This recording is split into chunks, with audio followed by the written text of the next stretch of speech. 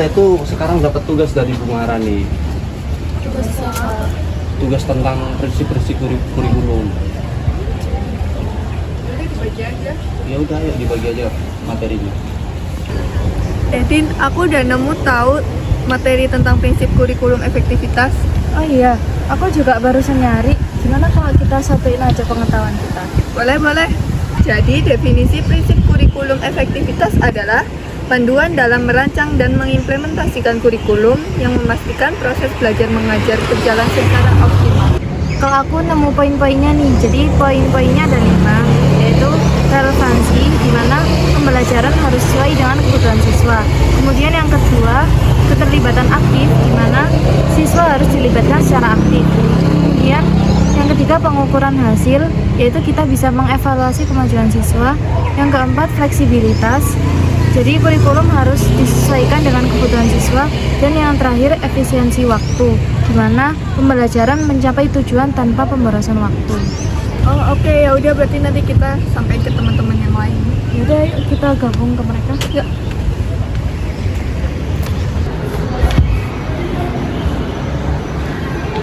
Aku udah nemu loh yang prinsip relevansi itu. Iya, aku juga ada nemu yang prinsip kurikulum berorientasi tujuan. Coba kamu dulu. Prinsip relevansi itu pengembangan kurikulum, memastikan bahwa kurikulum tersebut sesuai dengan kebutuhan dan tuntutan zaman.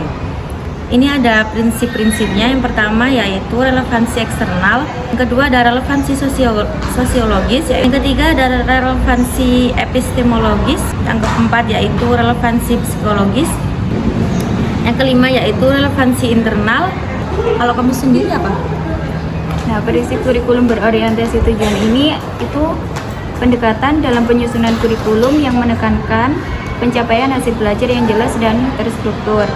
Nah, dalam prinsip kurikulum berorientasi tujuan ini ada aspek penting, yaitu yang pertama tujuan yang jelas, yang kedua ada relevansi, yang ketiga pengukuran dan evaluasi, yang keempat fleksibilitas, yang kelima ada partisipasi aktif, yang terakhir ada integrasi keterampilan. Jadi itu aja penjelasan dari prinsip kurikulum berorientasi tujuan.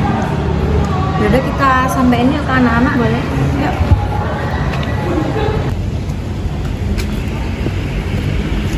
Nah, jadi aku nemu tentang prinsip kesinambungan.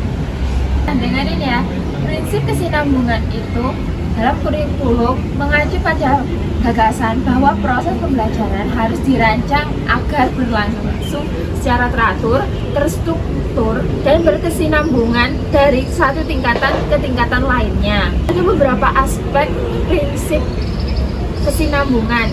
Yang pertama, kesinambungan vertikal. Yang kedua, kesinambungan horizontal. Yang ketiga, perkembangan bertahap. Keempat, pengulangan yang ditingkatkan atau yang disebut spiral kurikulum. Dan yang terakhir, transisi yang mulus. Jadi gitu ya.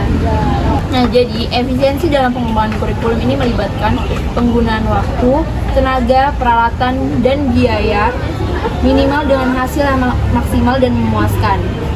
Terkait dengan prinsip ekonomi, di mana modal biaya, tenaga, dan perangkat dan waktu digunakan secukup-cukupnya tanpa mengorbankan kualitas pendidikan. Tujuannya itu untuk memastikan bahwa kurikulum yang dikembangkan dapat diimplementasikan dengan efektif dan efisien. Lalu, hal ini masuk dalam tujuannya, yaitu optimasi sumber daya. Yang kedua, meningkatkan produktivitas. Lalu, memenuhi tujuan. Pengimplementasiannya yaitu pengembangan program yang pertama, rancangan program tahunan dan semesteran yang berdasarkan asesmen kebutuhan. Yang kedua, penyediaan rencana yang jelas tentang bagaimana mengoptimalkan sumber daya. Lalu pelaksanaan pembelajarannya. Yang pertama, penyampaian materi yang fokus pada tujuan inti yang ingin dicapai. Yang kedua, penggunaan media pembelajaran yang sesuai dan kreatif untuk meningkatkan minat siswa.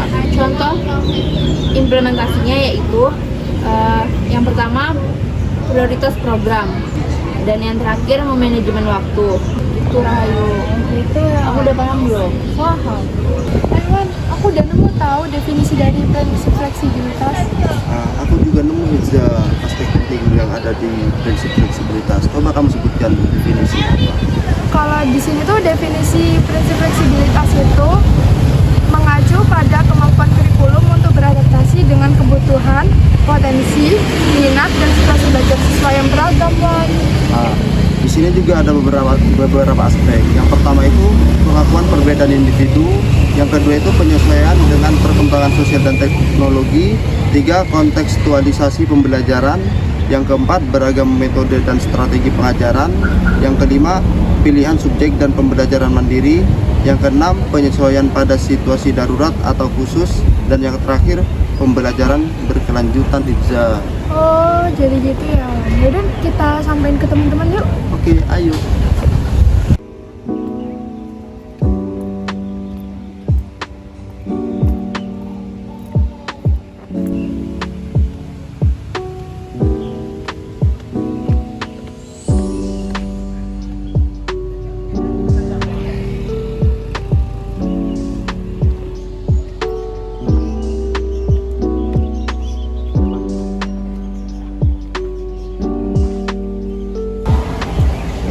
Sekian dari kelompok kami tentang prinsip kurikulum. Semoga kalian paham ya.